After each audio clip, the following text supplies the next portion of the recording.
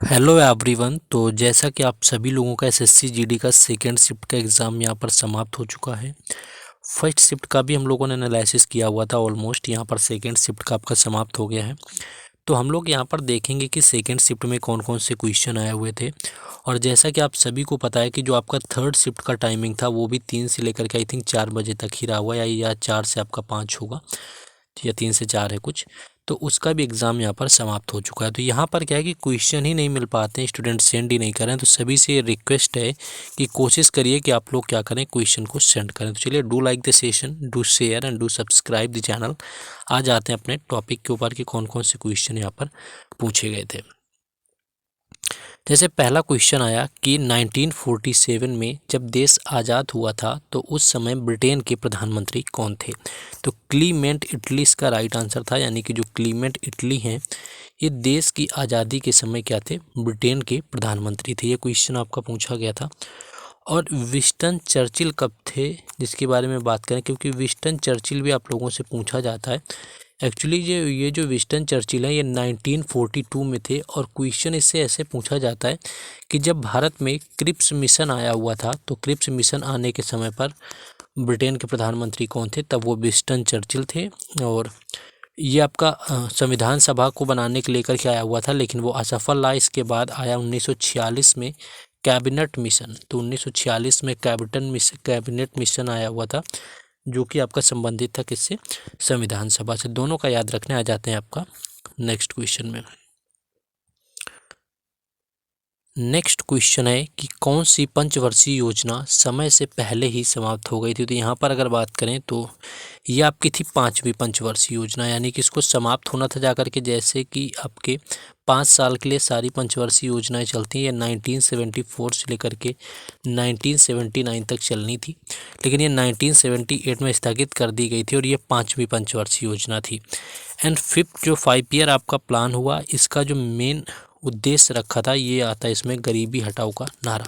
और यही एग्जैक्ट पूछते हैं कि जो गरीबी हटाओ का नारा है ये किस पंचवर्षीय के अंदर दिया गया था। तो गरीबी हटाओ का जो नारा है ये आपका दिया गया था 5वीं पंचवर्षीय योजना के द्वारा। देखिए, ज़्यादा जैसे ही क्वेश्चन मिल जाएंगे, क्योंकि अभी तो मिल ही नहीं रहे, तो मैक्सिमम क्वेश्चन मिलते ही मैं आपको क्या करूँगा कि वो टेलीग्राम में पीडीएफ बना करके डाल दूंगा। और बाकी सारी जो अपडेट है वो भी टेलीग्राम चैनल और व्हाट्सएप चैनल पर ही अपडेट होती हैं।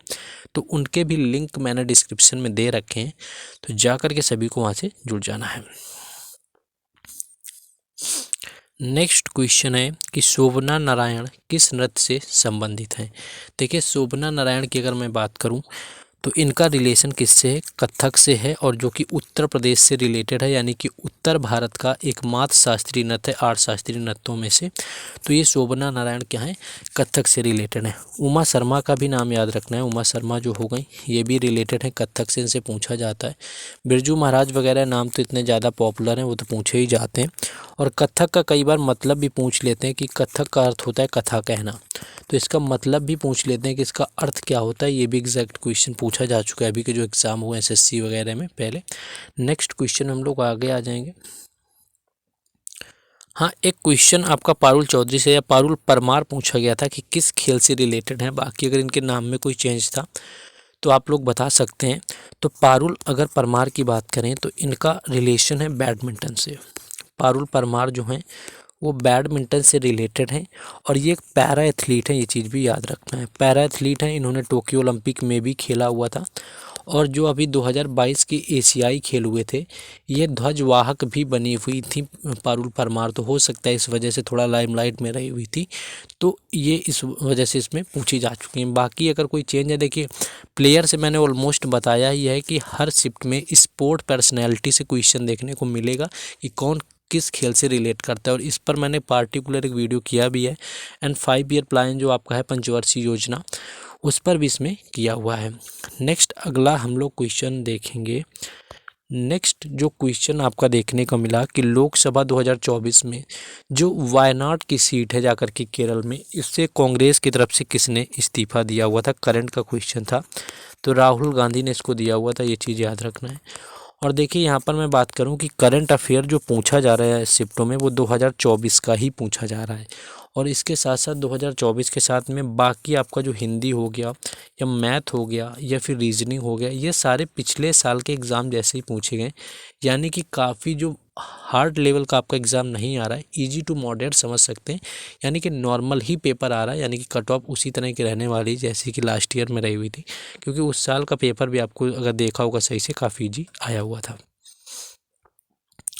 नेक्स्ट क्वेश्चन है आपका कि नीलगिरी पर्वत किन किन राज्यों की सीमा पर स्थित है। तो नीलगिरी अगर पर्वत की बात करें तो ये एक तो आपको कर्नाटक दिया होगा, उसमें ऑप्शन में कर्नाटक होगा और केरल भी होगा आपका और तमिलनाडु। इन्हीं 3 राज्यों से आपका लगता है जाकर के नीलगिरी पर्वत। तो हो सकता है ये पूछा हो कि किन राज्यों से इसकी सीमा नहीं लगती है या किन किन राज्यों से इनमें से रिलेट करती है, ऐसा कुछ आया होगा क्वेश्चन।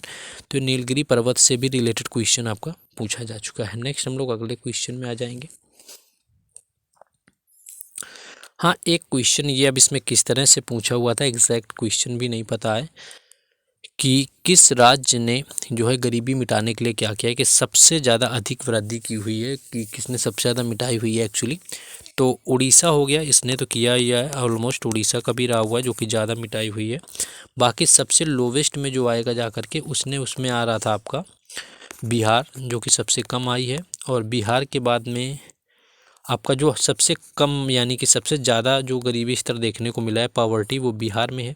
सबसे कम की बात करें वो केरल में मिलेगी, क्योंकि यहाँ का जो लिटरेसी यानी कि साक्षरता है वो भी सबसे ज़्यादा ऑलमोस्ट रही हुई है। तो इस चीज़ को भी देखेंगे, ये क्वेश्चन आपका पूछा जा चुका है। नेक्स्ट हम लोग आगे क्वेश्चन, हाँ एक आई थिंक 5 ईयर प्लान से एक और क्वेश्चन ही आया हुआ था। 5वीं ये आपकी पहली थी कि जो पहली पंचवर्षीय योजना थी उसका उद्देश्य क्या रहा हुआ था। तो ऑलमोस्ट सभी को पता है कि इसमें क्या है कि कृषि को यानी कि एग्रीकल्चर को क्या दिया गया था, इसको बढ़ावा देने की बात करी गई थी। बाकी इसका मॉडल अगर सभी को पता हो तो ये हेरोड जो डोमर मॉडल था इस पर आधारित रही हुई थी, इस चीज़ को भी याद रखना है। सेकेंड वही महालनोबिस पर थी। और देखिए हर शिफ्ट में 5 ईयर प्लान से क्वेश्चन आ रहा है, स्पोर्ट पर्सनैलिटी से क्वेश्चन आ रहा है और आर्टिकल भी ऑलमोस्ट देखने को मिल रहे हैं। तो पंचवर्षीय योजनाएँ और जो स्पोर्ट पर्सनैलिटी हमारे लास्ट जो देखेंगे, लास्ट 3 से 4 वीडियो आप देखेंगे तो उनके अंदर ही आपको वीडियो मिल जाएंगे, जो कि मैंने एक स्पोर्ट पर भी किया हुआ है। बाकी पंचवर्षीय योजना पर है, जाके देख लीजिए, हो सकता है कि आपको वहाँ से मिल जाए। बाकी अब लक बाई चांस है, अगर हो सकता है कि आपको देखें, ज़्यादा लंबे मैंने बनाए भी नहीं उनकी जो वहाँ पर मैं बताऊँ कि उनकी जो ड्यूरेशन यानी कि लेंथ है वो भी ऑलमोस्ट 10 to 15 मिनट देखने को मिलेगी ऑलमोस्ट। और इसके बाद में कुछ और जो देखने को मिला हुआ था ऑलमोस्ट, तो यही कुछ मिला हुआ था, ज़्यादा क्वेश्चन नहीं मिल पा रहे हैं। तो ये कुछ लोगों से रिक्वेस्ट है कि कोशिश करिए कि maximum question, try to send maximum question, यानी कि सभी शिफ्टों को हम लोग कर सकें और एक आइडिया ले सकें आपका बेस में जाकर के किस तरह के क्वेश्चन आ रहे हैं। और बाकी सारे क्वेश्चन हम आपको टेलीग्राम चैनल पर प्रोवाइड करा देंगे PDF फॉर्मेट में, जैसे ही मिलते हैं मैक्सिमम। बाकी मिलेंगे नेक्स्ट शिफ्ट में। जय हिंद।